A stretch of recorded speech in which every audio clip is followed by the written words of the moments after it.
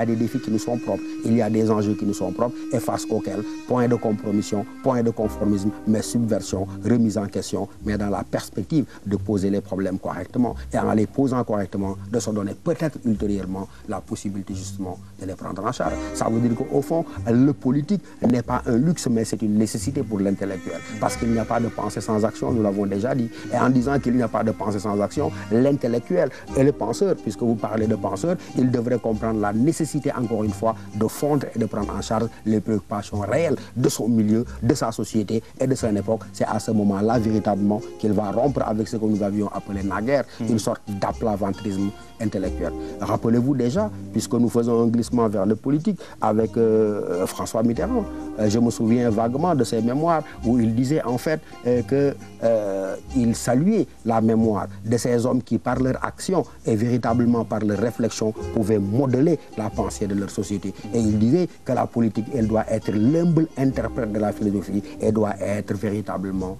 la servante de la science. Donc pour résumer de ce point de vue, je dirais qu'au fond, si nous ratons notre rapport aux choses, c'est parce que nous ne prenons pas le temps du décalage nécessaire. C'est parce que nous ne prenons pas le temps de les penser avant de l'exercer. Quelle est la meilleure manière d'exercer le pouvoir, Khalifa? C'est penser le pouvoir avant d'exercer le pouvoir pour mieux exercer le pouvoir. Mais si vous attendez d'être au pouvoir pour le penser, vous ratez sa compréhension. Et ratant sa compréhension, vous cognez contre lui.